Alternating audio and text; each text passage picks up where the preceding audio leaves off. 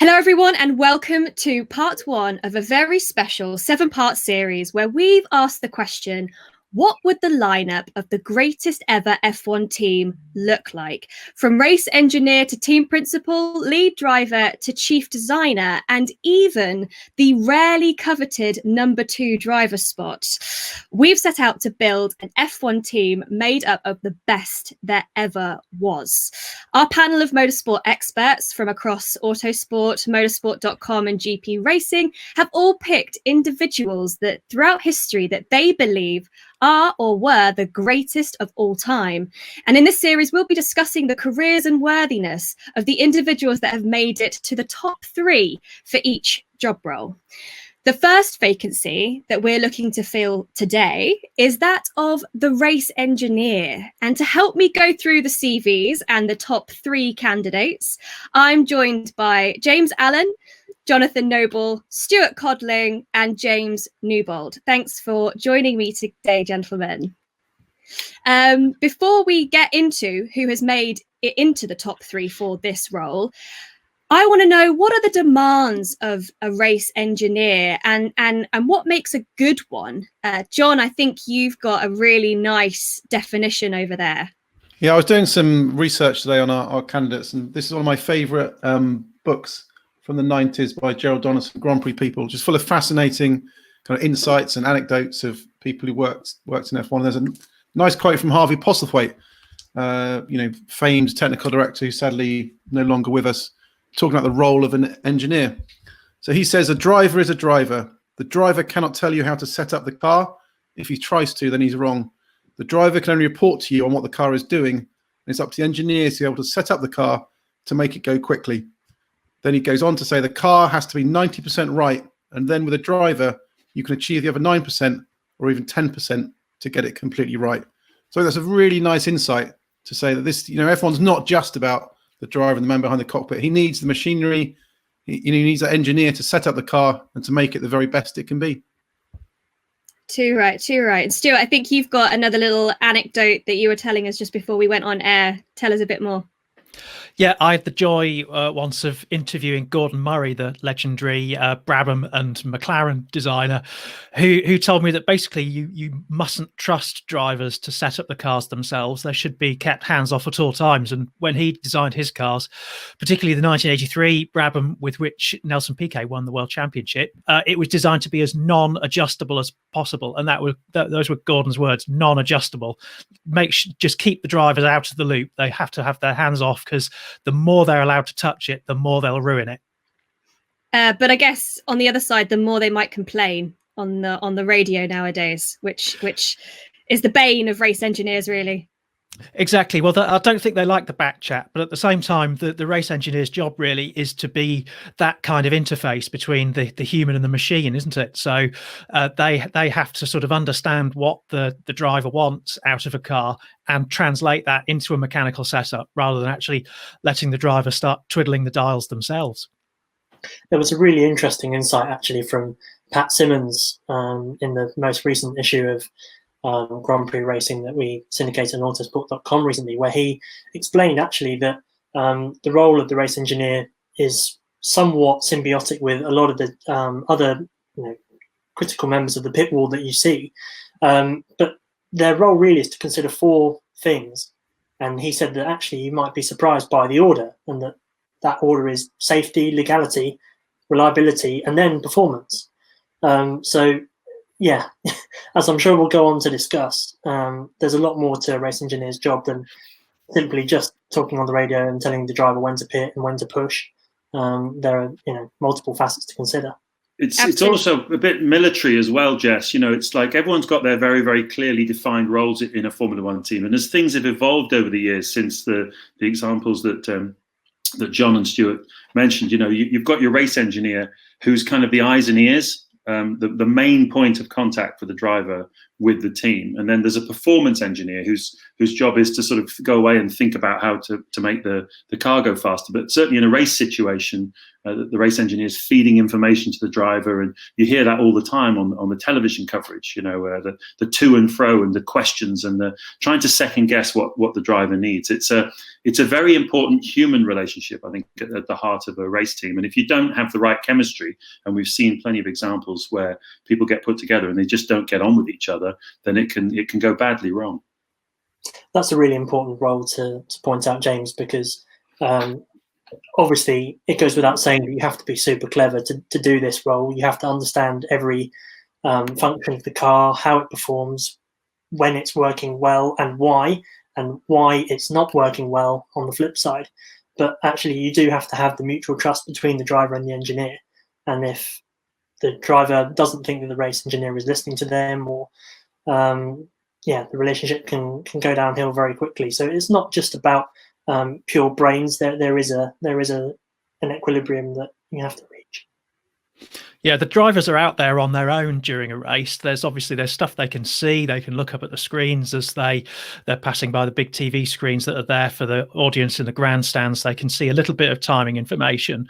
But as James says, the race engineer is their eyes and ears, and that's sometimes why you can hear an element of tetchiness creeping in these communications between the pit wall and the cockpit, because the driver is, perhaps panic is the wrong word, but because the driver has this sort of limited stream of information available to them, and they're out there on their own, they sort of need that's almost a lifeline for them in terms of reading the race. You've also seen, even in recent history, there are some drivers who are better at reading the race from the cockpit from others. So you'd see people like Fernando Alonso, for instance, who had regularly, if not second guess, certainly be asking difficult questions of their engineers because he had a different interpretation of what was happening to other people. And so that's why this sort of line of communication is so important, because the driver doesn't necessarily have all the information available to them.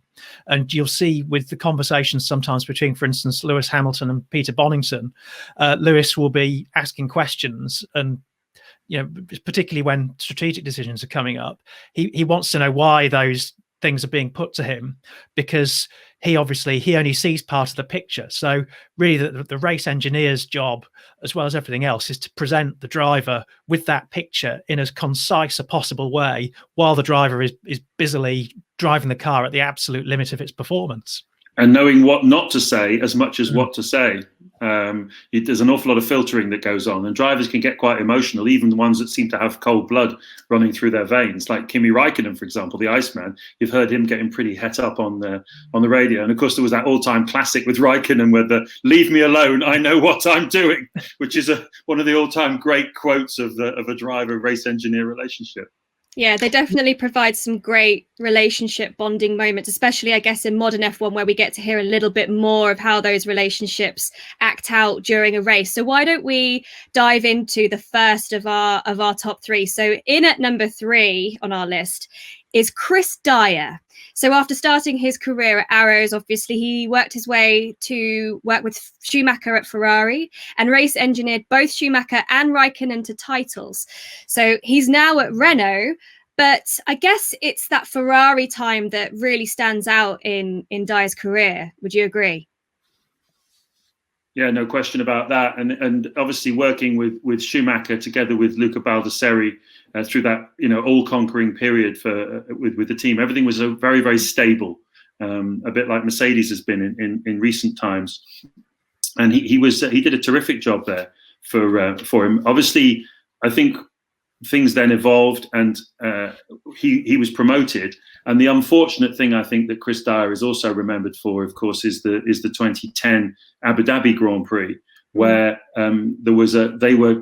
Fernando Alonso was going for the championship against the 2 Red Bull drivers, and they took the decision early on to pit Alonso, and they were looking at the wrong Red Bull driver on the day because there'd been an incident earlier on, and they didn't see that by pitting early, they're going to put themselves back out in traffic behind slower cars. So it was a strategy error, and Dyer carried the can for that, which I think is very unfortunate. He left Ferrari, and as you say today, he's found his feet again as a chief operations engineer at Renault. So it's great that he's going strong there. But I think it's easy to overlook the success of his early career at Ferrari by that mistake that was made in Abu Dhabi.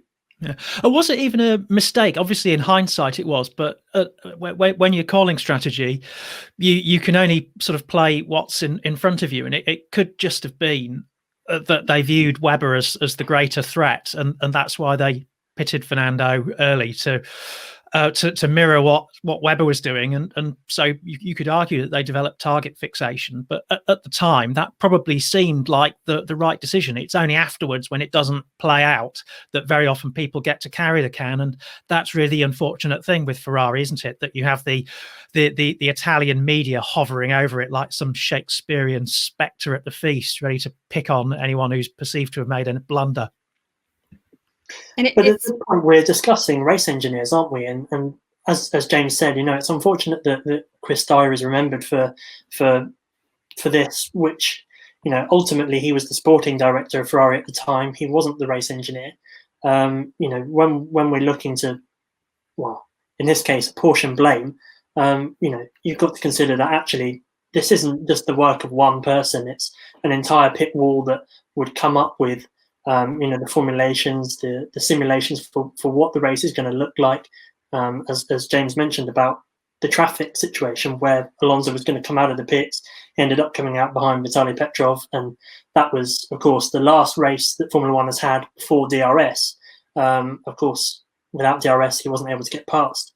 But yeah, the point I'm making is that there's multiple people on a pit wall, strategists, race engineers, and actually, it is a shame, really, that his career has almost been overshadowed is the wrong word, but that, as James mentions, that he's remembered for this. When, as we've said, there were multiple other successes that he was involved in, not least 2007. When you think about it, when you look at the points advantage that Lewis Hamilton had going into the last couple of races, it really didn't look at all possible that Kimi Raikkonen could come away with the title that year. It was really the strategy blunder that McLaren made by leaving Hamilton out for too long on worn intermediates at the Chinese Grand Prix that contributed to him slithering into the gravel trap and inexplicably retiring from getting stuck in a tiny little slither of gravel. And really, I think one of the key points that a race engineer needs is the ability to G up the driver and to get the confidence out of a driver. And, Kimi Raikkonen, as James has alluded to, is quite a confident individual at the best of times. But in that title fight, what you really need is somebody in your corner who can get the best out of that driver. And Raikkonen didn't let his head drop throughout the 2007 season. And a lot of that must really be attributed to Chris Dyer. I think that's one of the things with engineers and strategists is that, when things work perfectly, when you have a quick car and the strategy flows and you're delivering the dominant wins, you don't really appreciate the job that's being done behind the scenes. It's only when things go wrong, spectacularly, like they did in Abu Dhabi, that suddenly people try and find a person to blame or a story to explain the problem. And I think that's what we see through all our key characters. Is it's not the days where things went wrong that should define them. It's their days of success that we should look back at them. Of course, there's the famous 2004 French Grand Prix where Michael Schumacher pitted 4 times and managed to win there because it was identified that the length of the pit lane was shorter at Magny-Cours than at most other circuits. So where typically you wouldn't even consider doing a 4-stop strategy. Ferrari used it that day to beat Fernando Alonso's Renault, and of course, Chris Dyer was the race engineer for Michael on that day. Absolutely. So I think we can all agree that he deserves a spot, at least within the top 3. But let's have a look at who is in second place. And it's another one with heavy Ferrari links. It is, of course, Giorgio Ascanelli.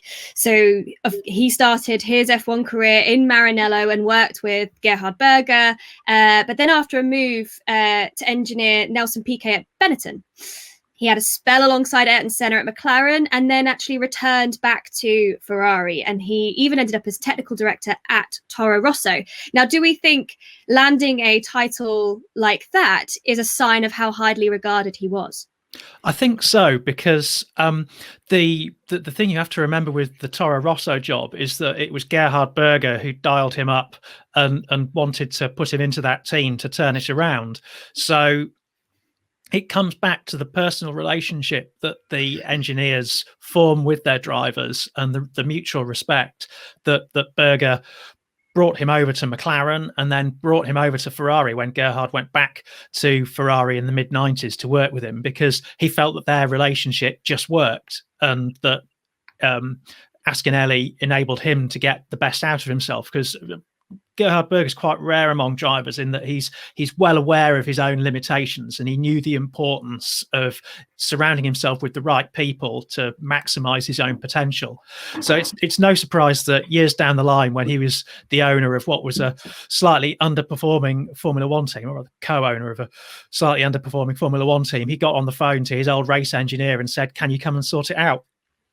And of course, it was that period that Vettel won the inner Toro Rosso in the rain, wasn't it, in Monza? And Ascanelli was technical director at the time. He was a great character, or he is a great character, Ascanelli. To look at, he looked like a sort of young Pavarotti, I always thought. He was a full-figured, he's a full-figured guy, and he had he was a heavy smoker, and always had a very sardonic kind of grin on his face. And my strongest memory of Giorgio Ascanelli was at the very beginning of the '93 season, when Ayrton Senna wasn't sure whether he wanted to carry on racing in Formula One or not, because obviously he'd been pasted by Mansell in the active Williams the year before.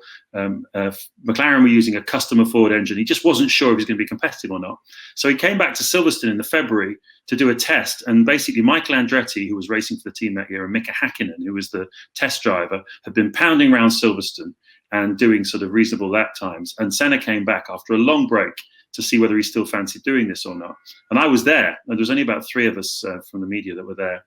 And I was on the pit wall about 10 yards up from Ascanelli, and Senna was just going faster and faster and faster and faster. And he got down to like Hakkinen's lap time, fastest time of the weekend, like 1:19.0 or something. And it was like 1:19.0, 1:18.9, 1:18.8, 1:18.7. And he's just going bang, bang, bang, bang, just going faster and faster. And I was excited. And then suddenly Ascanelli just looks up to the heavens and he goes, "He's back!" You could hear it over the top of the car. But it was like, I almost had tears in my eyes. It's like, oh my God, this is Senna. He's really up for this, you know. And Ascanelli was he just energized everybody. And of course, he had an amazing season, winning race. He had no right to win in that car up against the active Williams of Prost and Damon Hill. But what a great moment that was. And that, I mean, I guess that leads very nicely into my next point, because Ascanelli, unlike the others in this list, has no championships, but the Italian media have described him as the engineer of champions. And I guess in a similar way to a driver, it's really dependent on the machinery that you are given access to as to what your success is. But do titles equal success? Well, if I may jump in on this, I think, you know, as a race engineer, your job at the track is to make the best of the car that you've been given. You can't fundamentally redesign a car at a racetrack. You have to, as I said before, G up the driver. You have to understand where the flaws are of the car and try and minimize those as much as possible. It's not really like the old days where you'd have design engineers effectively doubling up, being in the drawing office one week, putting together a front wing end plate or something, and then going and testing that at the track as the race engineer. You've got to remember that back in the day, the teams were a lot smaller than they are now. I mean, until the late 70s even, Ken Tyrrell's team still only had around about 40 people, which compared to the teams of today, you're talking about that's your, almost your catering staff. You've got massive teams that are at the track, but even more that are remote, in working together with the simulator team, factory support role.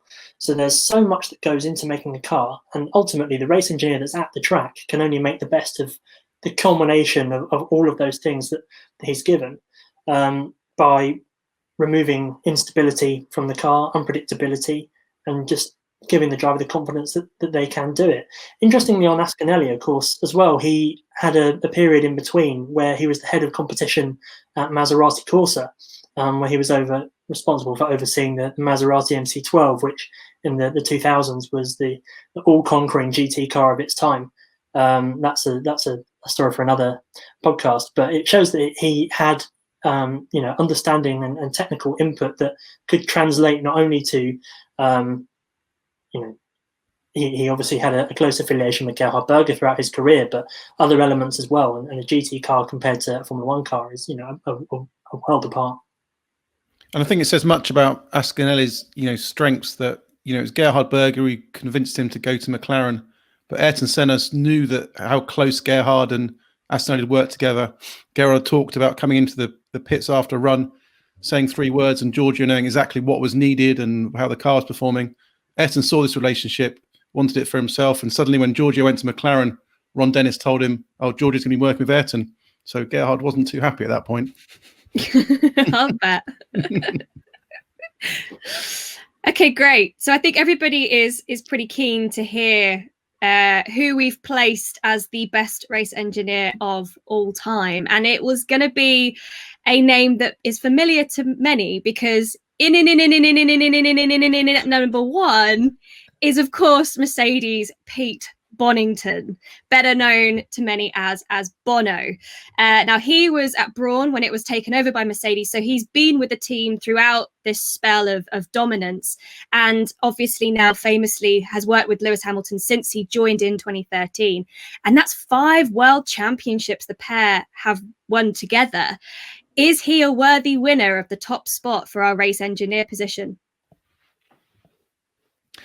Well, it's certainly a tricky question to answer because we, in our position as the media, we don't actually get to sit in on all the meetings. But you have to just look at that track record of success and the way that Lewis has once again he's also the fantastically talented driver that he is, but he's able to make the most of himself. He's able to maximize his performance and his potential because of that relationship with the engineer that enables him to get the most out of his car.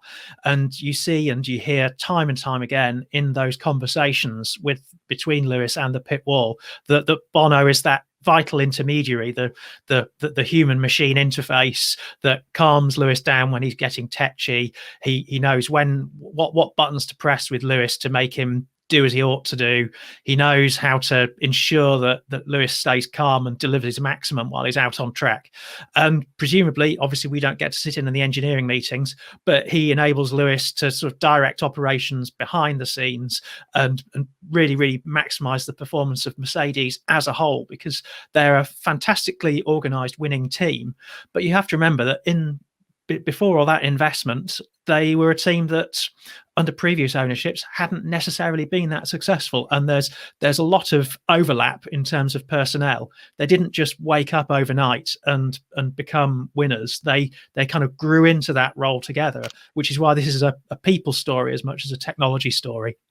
I think the thing you have to remember as well about Pete Bonnington is that he was fortunate, I think, that he was working with Jock Clear at the time when Michael Schumacher came back to race at Mercedes. And so he had exposure to arguably one of the very, very best. And what was special, there was many things were special about Schumacher, but even when he came back and he wasn't quite as good as he had been in terms of pure pace and things like that, he still was Michael Schumacher. And he still was the guy whose attention to detail and the way he works with a team to make everybody feel good, to make everybody feel knitted in together, that was a huge part in getting Mercedes up to where they were going to be. And for someone like Bonnington at that point in his career, he'll have seen exactly how this should be done by the best of the best. Patrick Head once said to me that there's very few people who actually understand what it takes to win in Formula One. And I think having that opportunity for Bono early on and then getting Hamilton, he was ready for him. They were ready for each other. They built a great relationship early on. And his part in Hamilton's success is absolutely not to be underestimated. So I think he is a worthy winner of this because the results speak for themselves, And we also have to remember that, the era we're in now where the margins between success and failure are so small. It's no longer a case that the driver comes in, you say, we'll put 2 more on the front wing and you can go out and we'll see if that cures the understeer. You're now dealing with, thousands and thousands of data points. You're trying to work out where the priorities need to lie. You're trying to keep on top of competition that are constantly, analysing you through GPS data. You've got the tyres to think about. You're trying to manage a driver who needs careful management. So to being able to be this link in the middle of these hundreds of bits of information coming forwards, I think makes being a race engineer nowadays perhaps a bigger challenge than it's been in the past. Yeah, absolutely. And actually, it's really interesting, isn't it? Sorry, James, you go, James. Sorry, of course, he missed last year's Mexican Grand Prix. Pete Bonnington, he had a personal medical operation in the UK, and so for that weekend, he was replaced by Lewis Hamilton's performance engineer Marcus Dudley, and of course Hamilton went on to win the Mexican Grand Prix despite early damage. And he revealed after the race that he'd been texting Bono during the weekend to get some advice, which underlines the importance of relationships, as we've mentioned several times. In that, yes, Marcus Dudley stepped into the role, and because he had the previous relationship with Lewis, that actually things were able to run smoothly. But still, having a second pair of eyes or ears in this case on the situation and referring to Bono just helped Lewis be reassured of the path that they were taking. It goes to show really that you can't fundamentally operate a race team without a race engineer.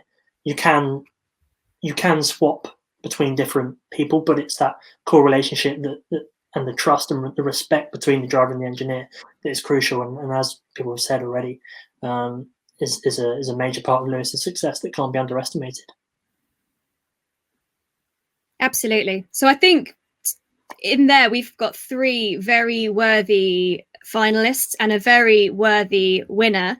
So we have placed our first job position. As race engineer, we have Pete Bonnington.